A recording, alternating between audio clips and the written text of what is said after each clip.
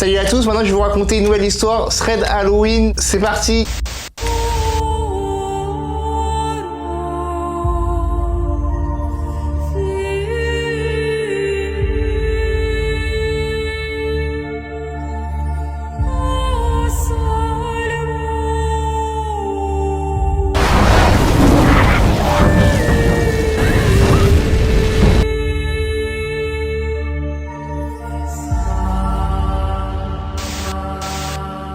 Sarah veut nous raconter son histoire qui lui est arrivée pendant le confinement. Donc elle était confinée avec deux amies à elle, qu'elle va appeler Jeanne et Émilie. Et elles ont passé du coup 2 mois de confinement chez Jeanne. Tout se passait très bien, elles ont rigolé et tout pendant le confinement. Et Sarah, elle dit que dans la dernière semaine de confinement, il y a sa pote Émilie qui a prévenu ses amis qu'elle est aux toilettes. Donc il y a rien d'alarmant à ce moment-là. 15 minutes plus tard, elle voit qu'Émilie, toujours pas revenue des toilettes, elle était descendue, donc c'était dans une maison. Et au bout de 15 minutes, elle est toujours pas remontée. Sarah, elle décide d'aller vérifier avec son amie si tout va bien pour son amie. Mais elle n'était plus aux toilettes. Elles ont commencé à la chercher un peu partout dans la maison pour voir où était leur amie. Elle ne la trouve pas, donc elle cherche un peu partout, dans toutes les pièces. Et il faut savoir que Jeanne, elle a 2 terrains chez elle, dont un qui n'est accessible que par une petite porte dans son salon.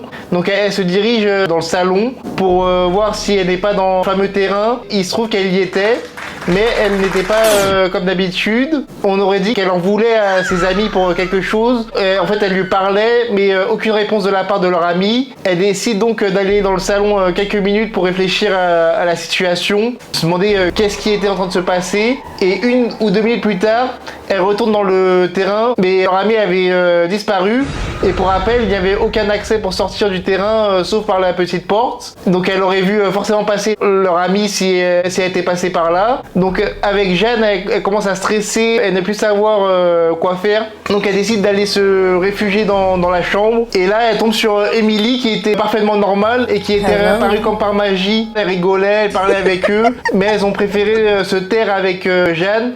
Et elles n'ont plus parlé à personne de cette histoire-là, mais il y a un détail qui l'a interpellée, c'est que Émilie, elle avait un tatouage de Malabar sur la cheville, mais que la personne qu'ils avaient vue dans le terrain, elle n'avait pas de tatouage. Elle se demande si quelqu'un a une explication rationnelle, elle veut bien que vous lui en faites part. Donc voilà pour la première histoire. Maintenant, on va passer à la deuxième histoire de cet épisode. Donc un jour d'après-midi, une amie l'appelle.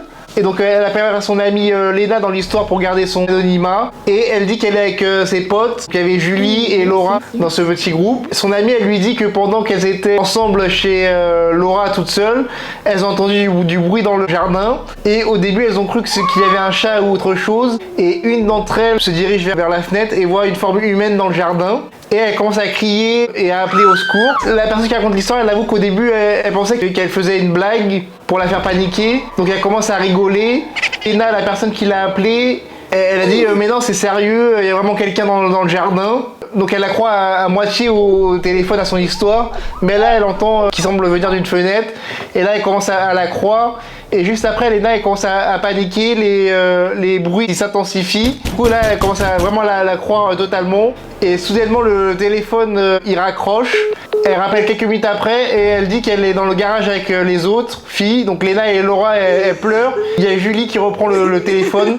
Et elle lui dit qu'elle doit demander à travers la porte qui est-ce. Et elle y va et demande à la personne qui tambourine la porte qui sait, mais il n'y a pas de réponse. Et elle retourne dans le garage en courant.